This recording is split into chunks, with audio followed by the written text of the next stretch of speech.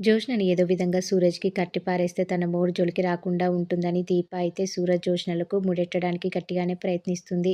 అనాథైన సూరజ్‌ని జోష్నకిచ్చి పెళ్లి చేయడానికి ససేమిరా అంటాడు శివనారాయణ. దాంతో అతన్ని కన్విన్స్ చేయడానికి రంగంలోకి దిగుతుంది దీప. సూరజ్ మంచివాడు, తెలివైనవాడు, అందగాడు. జోష్నకి కరెక్ట్ జోడీ. ఇలాంటి వాడు మన వ్యాపారంలో ఉంటే బావుండేదిరా అని గతంలో మీరు అన్నారు పెద్దయ్య గారు. కంపెనీలో ఉండాలని కోరుకున్న మీరు మీ మనుమరాలి పక్కన భర్త స్థానంలో ఊహించుకోలేకపోతున్నారు. ఆఫీస్‌లో ఉండడానికి అర్హత ఉందన్న మీరే, ఇంటి అల్లుడిగా ఉండడానికి అర్హత లేదంటున్నారు అని అడుగుతూ ఉంటుంది శివనారాయణ్‌ని దీప. దాంతో ఆలోచనలో పడతాడు శివనారాయణ. దీనికెందుకు నాన్న ఆలోచిస్తున్నావు?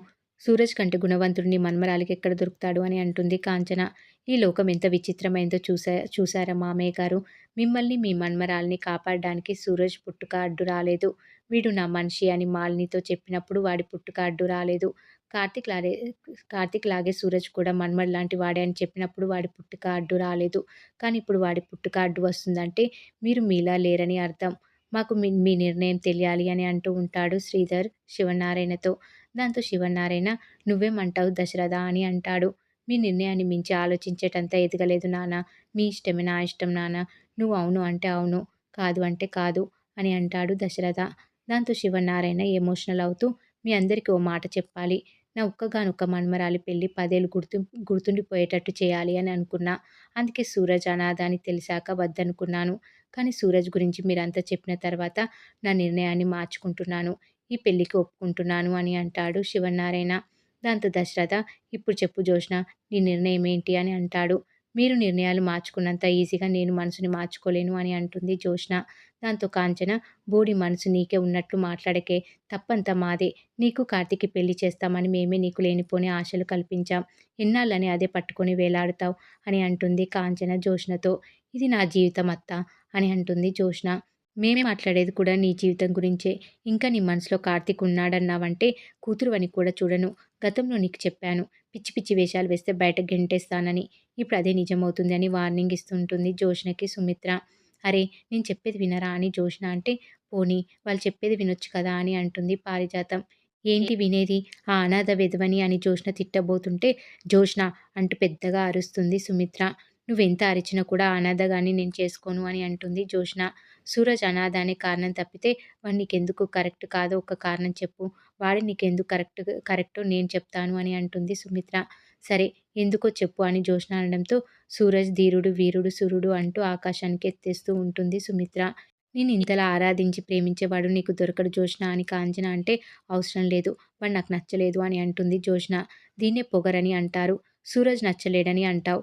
పోనీ వేరే సంబంధం నచ్చుతుందా అంటే అది లేదు. మరో 100 సంబంధాలు చూసినా నచ్చదు. నీ అహంకారాన్ని పక్కన పెట్టి చూడు.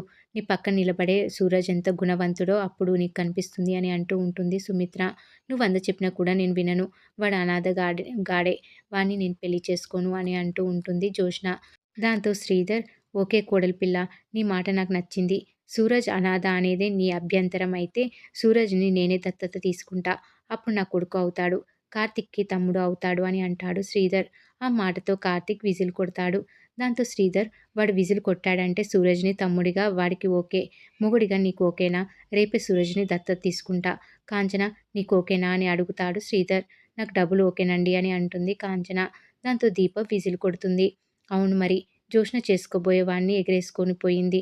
ఆ మాత్రం ఆనందం ఉంటుంది మరి. అందుకే తెగ విజిల్ కొడుతూ ఉంటుంది దీప. ఇప్పుడు సురజ్ అనాథ కాదు. నా చిన్న కొడుకు. వాడి తండ్రి పేరు శ్రీధర్, తల్లి పేరు కాంచన, అన్న పేరు కార్తీక్, వదిన పేరు దీప. మిగతా బంధువుల పేర్లు చెప్తే కళ్ళు తిరిగి కింద పడిపోతావు. కావాలంటే నా ఆస్తిని 3 వాటాలు చేసి కార్తీక్, స్వప్నలతో పాటు సూరజ్‌కి ఓ వాటా ఇస్తాను అని అంటాడు శ్రీధర్.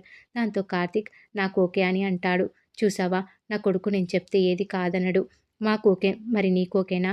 ఏం బావా, నీ కూతురు నా కొడుక్కి ఇవ్వమని నా భార్య నీ దగ్గర మాట తీసుకుంది కదా! ఇప్పుడు నీ మాట నెరవేరుతుంది. నీకు ఓకేనా అని అంటాడు శ్రీధర్. నాకు ఓకే అని అంటాడు దశరథ. అందరికీ ఓకే మరి, ఇప్పుడేమంటావని అంటాడు శ్రీధర్.